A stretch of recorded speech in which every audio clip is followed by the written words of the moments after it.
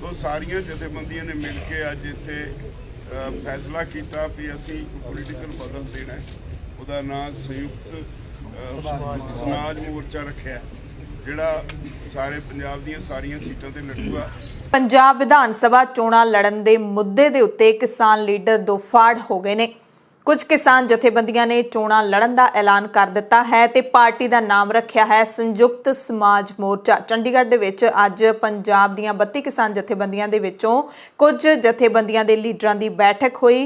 लंबा समा बैठक होण तो बाद प्रैस कॉन्फ्रेंस की गई ते ऐलान कर दिता गया है कि किसान लीडर आउंदियां विधान सभा चोणां लड़नगे। मोर्चे का मुख चेहरा बलवीर सिंह राजेवाल होणगे। किसान लीडरां ने आखिरकार सियासत विच पैर धरन दा मन बना लिया है ते यह मोर्चा पंजाब विधान सभा दीयां 117 सीटां दे उत्ते चोणां लड़ेगा। मोर्चे विच 22 जथेबंदियां शामिल ने जिन्हां ने पंजाब दी काया कल्प करन दा वादा ते दावा करदियां रिवायती सियासतदानां नूं लांभे करन लई पंजाब दे लोकां नूं सद्दा दिता है।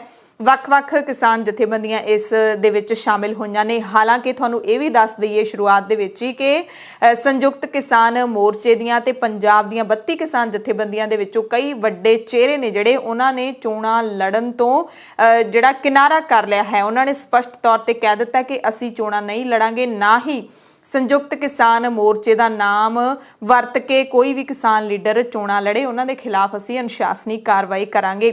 खैर चंडीगढ़ दे विच प्रैस कॉन्फ्रेंस हुई है जिस दे विच बलवीर सिंह राजेवाल दी पार्टी, भारतीय किसान यूनियन राजेवाल, भारतीय किसान यूनियन डकौंदा, भारतीय किसान यूनियन लखोवाल इन्हां दे नां दा खास तौर ते जिक्र किया गया है।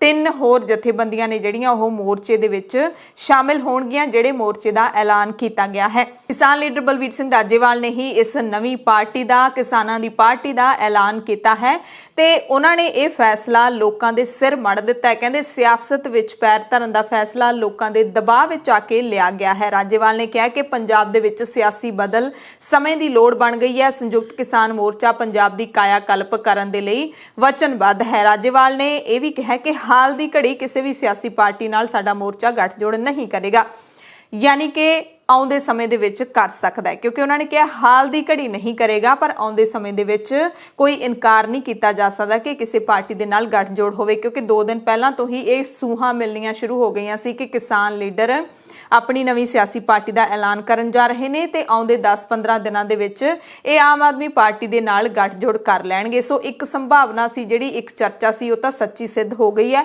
दूसरी चर्चा ते भी आउंदे दिनां दे विच मोहर लग जाएगी कि ओह सही सी जां फिर गलत सी। पत्रकारां ने कई सवाल भी दागे ते उन्होंने एक सवाल के जवाब का गोलमोल उत्तर दिता। कहते चोणां ना लड़न का जिहड़ा पहलां असीं फैसला लिया सी, ऐलान किया सी, वो भी गलत नहीं सी, पर हुण लोकां दे प्रैशर हेठ आके लिया गया फैसला भी दुरुस्त है। लोकां दी ये मंग है, बहुत प्रैशर है, लोकी टैलीफोन कर करके बड़ा परेशान करते हैं भी फैसला लो फैसला लो। तो सारिया जथेबंदियों ने मिल के अज इत्थे फैसला किया भी असी पोलीटिकल बदल देना है। उसका नाम संयुक्त समाज मोर्चा रखा जिहड़ा सारे पंजाब दी सारिया सीटां ते लड़ूगा। पंजाब के हितैषी ने उन्होंने भी तालमेल करके उन्होंने भी बड़ा विच लिया जाऊगा। तो लोड़ अज ये है सानू सारिਆਂ ਨੂੰ मिल के पंजाब की जिहड़ी काया कल्प करन दी, जिस तरह का सिस्टम गंदा हो गया उन्होंने सुधारन की लोड़ है। बहुत सारिया पंजाब दीयां लोड़ां ने उन्होंने पूरीआं करन दी लोड़ है। तो तुहाडा सारिਆਂ ਦਾ साथ मंगदे और लोकां नूं अपील है भई हुण जिहड़ी रवायती पोलीटिकल लीडरशिप है उन्हां दीयां गल्लां च नहीं आउणा। सारे आपो अपने पिंड विच मोर्चे नूं आप संभालो ते इहनूं इह लोकां दी सियासी जमात होएगी जिहदे विच आम लोकां दी शमूलियत होएगी, किसी वड्डे धनाड़ दी नहीं। तो सारे आम परिवारां दे विचों लोक ने जिहड़े इहदे शामिल होणगे। मैं समझदा ਅਸੀਂ ਸਾਰੇ ਮਿਲ ਕੇ ਪੰਜਾਬ ਨੂੰ ਫਿਰ ਤੇ ਲੈ ਆਵਾਂਗੇ। ਤੇ ਉਹੀ ਕਿਸਾਨ ਲੀਡਰ ਨੇ ਜਿਹੜੇ ਹੁਣ ਤੱਕ ਵੋਟਾਂ ਦੇ ਵਿੱਚ, ਚੋਣਾਂ ਦੇ ਵਿੱਚ, ਸਿਆਸਤ ਦੇ ਵਿੱਚ ਨਾ ਕੁੱਦਣ ਦੇ ਦਾਅਵੇ ਕਰਦੇ ਰਹਿੰਦੇ ਸੀ। ਬਲਵੀਰ ਸਿੰਘ ਰਾਜੇਵਾਲ ਨੇ ਕੁਝ ਦਿਨ ਪਹਿਲਾਂ ਹੀ ਕਿਹਾ ਸੀ ਕਿ ਮੈਂ ਮੁੱਖ ਮੰਤਰੀ ਕਿਸੇ ਵੀ ਪਾਰਟੀ ਦੇ ਵੱਲੋਂ ਨਹੀਂ ਬਣਨਾ, ਕਿਉਂਕਿ ਇਹ ਜਿਹੜੇ ਲੋਕ ਹੈਗੇ ਨੇ ਬੰਦੇ ਨੂੰ ਅਸਮਾਨ ਚੜਾਉਣ ਦੇ ਵਿੱਚ ਵੀ ਕੋਈ ਜ਼ਿਆਦਾ ਚਿਰ ਨਹੀਂ ਲਾਉਂਦੇ ਤੇ ਫਿਰ ਥੱਲੇ ਡੇਗਣ ਦੇ ਵਿੱਚ ਵੀ ਚਿਰ ਨਹੀਂ ਲਾਉਂਦੇ ਹੈਗੇ। ਇਸ ਕਰਕੇ ਮੈਂ ਕਿਸੇ ਵੀ ਪਾਰਟੀ ਵੱਲੋਂ ਸੀਐਮ ਦਾ ਚਿਹਰਾ ਨਹੀਂ ਹੋਵਾਂਗਾ। ਸੋ ਗੱਲ ਤਾਂ ਉਹਨਾਂ ਨੇ ਸਹੀ ਕੀਤੀ सी किसी होर पार्टी के वलों तो नहीं, हुण इन्हां ने अपनी पार्टी का ऐलान कर दिता है। ਲੋਕਾਂ ਦੇ ਰਿਐਕਸ਼ਨ ਆਉਣੇ ਹਾਲੇ ਬਾਕੀ ਨੇ। ਤੁਸੀਂ ਵੀ ਸੁਝਾਅ ਤੁਸੀਂ ਵੀ ਆਪਣੀ ਜਿਹੜੀ ਰਾਏ ਹੈ ਜ਼ਰੂਰ ਰੱਖ ਸਕਦੇ ਹੋ ਕਮੈਂਟ ਕਰਕੇ ਕਿ ਤੁਹਾਡੇ ਮੁਤਾਬਿਕ ਇਹ ਫੈਸਲਾ ਕਿਸਾਨਾਂ ਦਾ ਸਹੀ ਹੈ ਜਾਂ ਗਲਤ ਹੈ। ਕਿਸਾਨ ਲੀਡਰ ਹਰਮੀਤ ਸਿੰਘ ਕਾਦੀਆਂ, ਕੁਲਵੰਤ ਸਿੰਘ ਸੰਧੂ, ਬਲਵੀਰ ਸਿੰਘ ਰਾਜੇਵਾਲ, ਰੁਲਦੂ ਸਿੰਘ ਮਾਨਸਾ ਤੇ ਹੋਰ ਜਿਹੜੇ ਲੀਡਰ ਹੈਗੇ ਨੇ ਉਹ ਇਸ ਮੀਟਿੰਗ ਦੇ ਵਿੱਚ, ਇਸ ਪ੍ਰੈਸ ਕਾਨਫਰੰਸ ਦੇ ਵਿੱਚ ਦਿਖਾਈ ਦਿੱਤੇ ਨੇ, ਪਰ ਕਈ ਵੱਡੇ ਚਿਹਰੇ ਗਾਇਬ ਵੀ ਹੈਗੇ ਨੇ। ਉਹ ਕਿਹੜੇ ਨੇ ਤੁਹਾਨੂੰ ਅੱਗੇ ਦੱਸਦੇ ਹਾਂ। ਹਰਮੀਤ ਸਿੰਘ ਕਾਦੀਆਂ ਨੇ ਪ੍ਰੈਸ ਮੇਲੇ ਨੂੰ ਸੰਬੋਧਨ ਕਰਦਿਆਂ ਕਿਹਾ ਕਿ ਦਿੱਲੀ ਦੀਆਂ ਬਰੂਹਾਂ ਤੇ ਸ਼ੁਰੂ ਕੀਤਾ ਕਿਸਾਨ ਮੋਰਚਾ ਬਾਅਦ ਦੇ ਵਿੱਚ ਜਨ ਅੰਦੋਲਨ ਬਣ ਗਿਆ ਸੀ, ਯਾਨੀ ਕਿ ਲੋਕਾਂ ਦਾ ਅੰਦੋਲਨ ਬਣ ਗਿਆ ਸੀ। ਜਦੋਂ ਕਿਸਾਨ ਜਥੇਬੰਦੀਆਂ ਮੋਰਚਾ ਜਿੱਤ ਕੇ ਆਈਆਂ ਤਾਂ ਕਹਿੰਦੇ ਸਾਡਾ ਭਰਵਾਂ ਸਵਾਗਤ ਕੀਤਾ ਗਿਆ। ਉਸ ਤੋਂ ਇੱਕ ਦਿਨ ਬਾਅਦ ਹੀ ਪੰਜਾਬ ਦੇ ਲੋਕਾਂ ਨੇ ਸਾਡੇ ਉੱਤੇ ਪੰਜਾਬ ਦੀ ਕਮਾਨ ਸਾਂਭਣ ਦੇ ਲਈ ਦਬਾਅ ਪਾਉਣਾ ਸ਼ੁਰੂ ਕਰ ਦਿੱਤਾ ਸੀ। ਅਸੀਂ ਸਹਿਯੋਗੀ ਜਥੇਬੰਦੀਆਂ ਦੇ ਨਾਲ ਬੈਠਕ ਕੀਤੀ ਤੇ ਹੁਣੇ ਸਾਂਝੇ ਤੌਰ ਤੇ ਫੈਸਲਾ ਲਿਆ ਗਿਆ ਤੇ ਉਹਨਾਂ ਨੇ ਸਹਿਯੋਗੀ ਜਥੇਬੰਦੀਆਂ ਨੂੰ ਮੋਰਚੇ ਵਿੱਚ ਸ਼ਾਮਲ ਹੋਣ ਦਾ ਸੱਦਾ ਵੀ ਦਿੱਤਾ ਹੈ। ਬਲਦੇਵ ਸਿੰਘ ਨੇ ਸੰਬੋਧਨ ਕਰਦਿਆਂ ਕਿਹਾ ਕਿ ਰਵਾਇਤੀ ਸਿਆਸੀ ਪਾਰਟੀਆਂ ਨੇ ਪੰਜਾਬ ਨੂੰ ਪਿੱਛੇ ਧੱਕ ਦਿੱਤਾ ਹੈ। ਪੰਜਾਬ ਨੂੰ ਨੰਬਰ 1 ਬਣਾਉਣ ਦੇ ਲਈ ਉਹਨਾਂ ਨੇ ਲੋਕਾਂ ਤੋਂ ਸਹਿਯੋਗ ਮੰਗਿਆ ਤੇ ਦਾਅਵਾ ਕੀਤਾ ਸਾਰੇ ਕਿਸਾਨ ਲੀਡਰਾਂ ਨੇ ਕਿ ਅਸੀਂ ਤੁਹਾਡੀਆਂ ਆਸਾਂ ਤੋਂ ਵੱਧ ਕੰਮ ਕਰਕੇ ਦਿਖਾਵਾਂਗੇ। ਤੇ ਇਹਨਾਂ ਦੇ ਸਾਡੇ ਜਿਹੜੇ ਆਗੂ ਨੇ, ਚਿਹਰਾ ਨੇ, ਉਹ ਬਲਬੀਰ ਸਿੰਘ ਰਾਜੇਵਾਲ ਹੋਣਗੇ। ਤਾਂ ਤੁਹਾਡੇ ਪੰਜਾਬ ਦੇ ਆਂਦੀ ਹਰ ਵਰਗ ਦੀ ਮੰਗ ਸੀ, ਕਿਉਂਕਿ ਜਥੇਬੰਦੀਆਂ ਕਿਸਾਨ ਸੀਗੀਆਂ, ਕਿਸਾਨੀ ਜਥੇਬੰਦੀਆਂ ਸੀ। ਇਹ ਅੰਦੋਲਨ ਕਿਸਾਨੀ ਜਥੇਬੰਦੀਆਂ ਨੇ ਸ਼ੁਰੂ ਕੀਤਾ, ਪਰ ਇਹ ਜਨ ਅੰਦੋਲਨ ਬਣ ਗਿਆ ਸੀ। ਤੇ ਅੱਜ ਜਨ ਦੀ ਆਵਾਜ਼ ਸੁਣਦੇ ਹੋਏ ਤੁਹਾਡੇ ਮੂਹਰੇ ਪੰਜਾਬ ਦੇ ਵਿੱਚ ਨਵਾਂ ਇੱਕ ਮੋਰਚਾ ਪੇਸ਼ ਕਰ ਰਹੇ ਆ, ਜਿਹਦਾ ਨਾਮ ਸੰਯੁਕਤ ਸਮਾਜ ਮੋਰਚਾ। ਤੇ ਹਰ ਵਰਗ ਉਹਦੇ ਵਿੱਚ ਆਪ ਦਾ ਹਿੱਸਾ ਪਾਊਗਾ। ਅਸੀਂ ਉਹਦੇ ਮੋਹਰੀ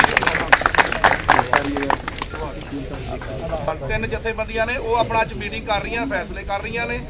ਤੇ ਅਸੀਂ ਕਾਫੀ ਮੰਥਨ ਤੋਂ ਬਾਅਦ ਪੰਜਾਬ ਦੇ ਹੁੰਗਾਰੇ ਉੱਤੇ ਜਵਾਬ ਦੇਣ ਲਈ ਇਹ ਤੁਹਾਡੇ ਸਾਹਮਣੇ ਇੱਕ ਮੋਰਚਾ ਲਿਆਂਦਾ, ਜਿਹੜਾ 117 ਸੀਟਾਂ ਲਈ ਤਿਆਰ ਬਰ ਤਿਆਰ ਆ।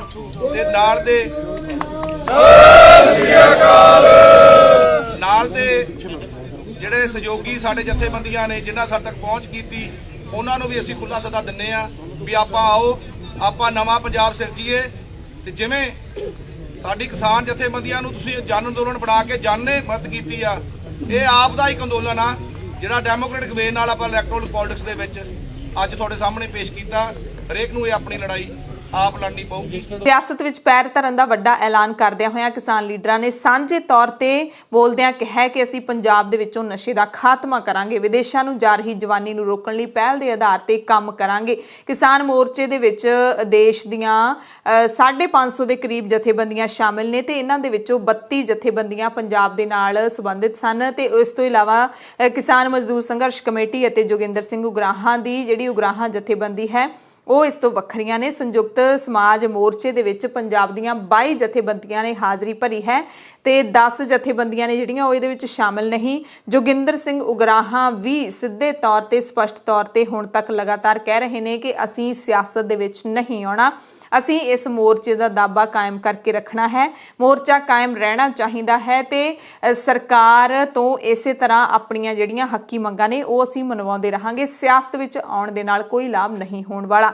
ਜੇ ਗੱਲ ਕਰ ਲਈਏ ਕਿਸਾਨ ਮਜ਼ਦੂਰ ਸੰਘਰਸ਼ ਕਮੇਟੀ ਦੇ ਸੂਬਾ ਜਨਰਲ ਸਕੱਤਰ ਸਰਵਣ ਸਿੰਘ ਪੰਧੇਰ ਦੀ, ਕਿਉਂਕਿ ਦੋਨੇ ਜਥੇਬੰਦੀਆਂ ਨੇ ਜਿਨ੍ਹਾਂ ਦੇ ਮਗਰ ਪੰਜਾਬ ਦੇ ਵੱਡੀ ਗਿਣਤੀ ਦੇ ਵਿੱਚ ਕਿਸਾਨ ਜੁੜੇ ਹੋਏ ਨੇ, ਜਿਨ੍ਹਾਂ ਦੇ ਨਾਲ ਜੁੜੇ ਹੋਏ ਨੇ, ਇਹਨਾਂ ਦੇ ਨਾਲ ਜਿਹੜੀ ਵੱਡੀ ਧਿਰ ਹੈ ਲੋਕਾਂ ਦੀ ਉਹ ਜੁੜੀ ਹੋਈ ਹੈ। ਸੋ ਵੱਡੀਆਂ ਜਥੇਬੰਦੀਆਂ ਨੇ, ਇਹਨਾਂ ਦੋਨਾਂ ਜਥੇਬੰਦੀਆਂ ਨੇ ਵੋਟਾਂ ਦੇ ਵਿੱਚ ਹਿੱਸਾ ਲੈਣ ਤੋਂ ਪੂਰੀ ਤਰ੍ਹਾਂ ਦੇ ਨਾਲ ਸਾਫ਼ ਤੇ ਸਪਸ਼ਟ ਕਿਨਾਰਾ ਕੀਤਾ ਗਿਆ ਹੈ। ਸਰਵਣ ਸਿੰਘ ਪੰਧੇਰ ਨੇ ਵੀ ਕਿਹਾ ਸੀ ਕਿ ਸਿਸਟਮ ਤਾਂ ਉਹੀ ਰਹਿਣਾ ਪੰਜਾਬ ਦੇ ਵਿੱਚ, ਜੇ ਅਸੀਂ ਸਿਆਸਤ ਦੇ ਵਿੱਚ ਆ ਵੀ ਜਾਵਾਂਗੇ ਤਾਂ ਫਿਰ ਸੂਬਿਆਂ ਦੇ ਸਾਰੇ ਹੱਕ ਤਾਂ ਕੇਂਦਰ ਨੇ ਖੋ ਰੱਖੇ ਨੇ, ਸਾਡੇ ਹੱਥ ਵਿੱਚ ਕੀ ਰਹਿ ਜਾਊਗਾ ਜੇ ਅਸੀਂ ਸੀਐਮ ਵੀ ਬਣ ਜਾਂਦੇ ਆ। ਸੋ ਉਹਨਾਂ ਦੀ ਵੀ ਇਹੀ ਉਹਨਾਂ ਦਾ ਸਟੈਂਡ ਹੈਗਾ ਕਿ ਅਸੀਂ ਜਿਹੜਾ ਹੈਗਾ ਉਹ ਮੋਰਚਾ ਇਸੇ ਤਰ੍ਹਾਂ ਕਾਇਮ ਰੱਖਾਂਗੇ ਅਤੇ ਸਰਕਾਰ ਤੋਂ ਦਬਾਅ ਪਾ ਕੇ ਕੰਮ ਕਰਵਾਇਆ ਕਰਾਂਗੇ।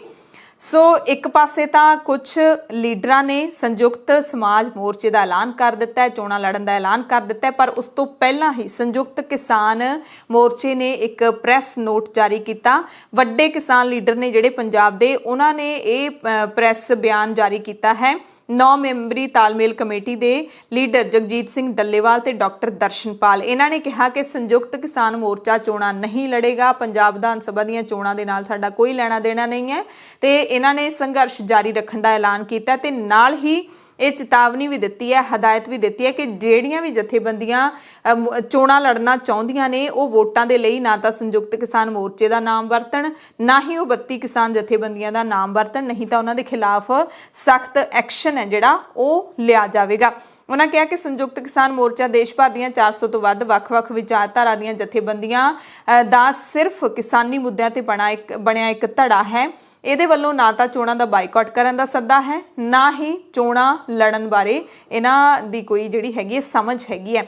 ਉਹਨਾਂ ਨੇ ਕਿਹਾ ਕਿ ਸਾਡਾ ਜਿਹੜਾ ਮੋਰਚਾ ਹੈ ਲੋਕ ਤਾਕਤ ਦੇ ਨਾਲ ਸਰਕਾਰ ਤੋਂ ਆਪਣੇ ਹੱਕ ਲੈਣ ਲਈ ਬਣਿਆ ਹੈ। ਸੰਘਰਸ਼ ਸਾਡਾ ਸਿਰਫ ਮੁਲਤਵੀ ਕੀਤਾ ਗਿਆ।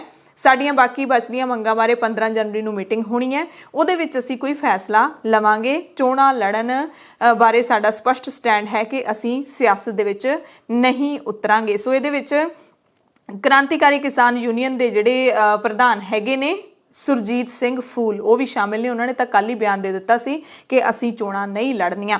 ਇਸ ਦੇ ਨਾਲ ਹੀ ਬਲਦੇਵ ਸਿੰਘ ਸਿਰਸਾ ਹੋਣ, ਹਰਪਾਲ ਸਿੰਘ ਸੰਘਾ, ਜਗਜੀਤ ਡੱਲੇਵਾਲ, ਡਾਕਟਰ ਦਰਸ਼ਨਪਾਲ, ਗੁਰਬਖਸ਼ ਸਿੰਘ ਬਰਨਾਲਾ ਤੇ ਸੁਖਪਾਲ ਸਿੰਘ ਡੱਫਰ, ਹਰਦੇਵ ਸਿੰਘ ਸੰਧੂ, ਇਹਨਾਂ ਸਾਰਿਆਂ ਨੇ ਚੋਣਾਂ ਨਾ ਲੜਨ ਬਾਰੇ ਸਟੈਂਡ ਲਿਆ ਹੈ। ਪੰਜਾਬ ਦੇ ਲੋਕ ਇਸ ਫੈਸਲੇ ਦੇ ਨਾਲ ਕਿੰਨੇ ਕੁ ਸਹਿਮਤ ਨੇ? ਜਿੰਨੇ ਸਾਡੇ ਦਰਸ਼ਕ ਪੰਜਾਬ ਦੇ ਜੁੜੇ ਹੋਏ ਨੇ, ਤੁਸੀਂ ਜ਼ਰੂਰ ਆਪਣੀ ਰਾਏ ਦਿਓ। ਧੰਨਵਾਦ।